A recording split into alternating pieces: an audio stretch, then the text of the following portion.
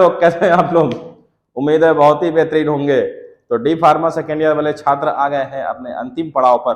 अंतिम पेपर आपका जो है फार्मेसी लॉ एंड एथिक्स का है ना, इसके बारे में इंपॉर्टेंट क्वेश्चन हम कुछ डिस्कस करने जा रहे हैं। सबसे पहले जबरदस्त तरीके से आपको पढ़ना है।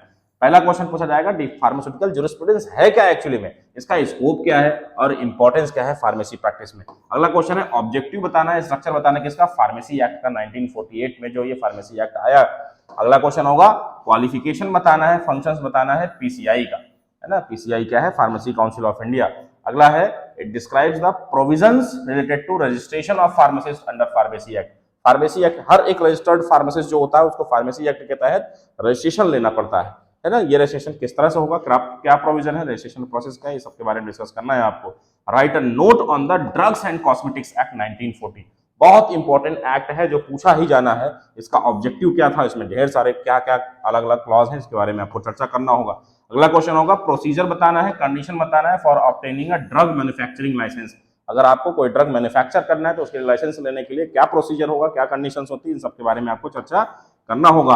अलग अलग शेड्यूल्स आपके लिए ड्रग एंड कॉस्मेटिक्स एक्ट के अंदर जो रखे गए इनके बारे में पूछा जाता है। तो GH, H1 और X ड्रग्स, इन सब के बारे में जबरदस्त तरीके से पूछा जाता है। इन शेड्यूल्स के बारे में अच्छे से पढ़ लीजिएगा। अगला क्वेश्चन होगा, ड्रग इंस्पेक्टर क्या होता है और गवर्नमेंट एनालिस्ट क्या होते हैं, इनके बीच में एक शॉर्ट नोट्स आपको लिखना होगा। 9th क्वेश्चन है, what are the labelling and packaging rules under the drug and cosmetic rules, है ना। 1945 में ये DNC रूल्स आया था 1945 में, जबकि 48 में एक्ट पूरा बन के आया था। तो अगला क्वेश्चन है, what are the penalties for manufacturing and selling spurious और एडल्टरेटेड ड्रग। जो मिलावटी वाली दवाइयां हैं उसको बनाने के लिए अगर कोई बना रहा है या बना करके बेच रहा है या सिर्फ बेच रहा है, उसकी क्या क्या पेनल्टीज है, इसके बारे में हम लोग यहाँ पर चर्चा करेंगे। What are the objectives and key features of narcotic drugs and psychotropic substances act 1985 में जो एक्ट आया, इसके ऑब्जेक्टिव क्या है और क्या की फीचर है, इसके बारे में चर्चा करना होगा। अगला है, rules related to possession, sale and transport of narcotic drugs, है ना, बहुत इंपॉर्टेंट है, शेड्यूल एक्स के अंदर आता है narcotic drugs. Define code of pharmaceutical ethics क्या है ना, और इसके प्रिंसिपल्स क्या है। अगला क्वेश्चन होगा, इथिकल रिस्पॉन्सिबिलिटी क्या है फार्मासिस्ट की, किस बेसिस पर, टू पेशेंट की तरफ, डॉक्टर्स की तरफ और फेलो फार्मासिस्ट की तरफ, अपने आसपास के फार्मासिस्ट की तरफ के लिए इनका क्या मेन रिस्पॉन्सिबिलिटी बनती है।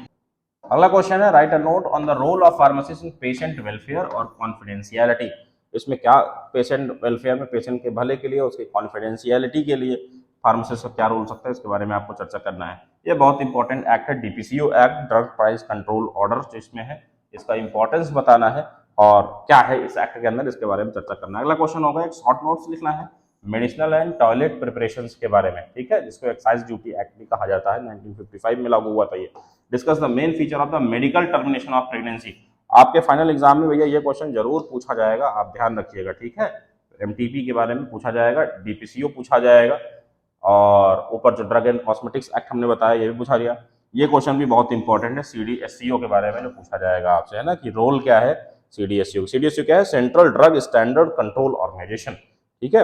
अगला क्वेश्चन होगा, significance of intellectual property rights, IPR, pharmacy में IPR का क्या रोल है, इसके बारे में हम लोग को चर्चा करना है। तो दीज आर द वो 20 क्वेश्चंस हैं ये, जिनके बारे में बहुत सारा लोग बताते हैं कि ये बहुत इंपॉर्टेंट है और आपके एग्जाम में आने के पूरे चांसेस हैं। तो जबरदस्त तरीके से पढ़ाई करिए, बेस्ट ऑफ लक।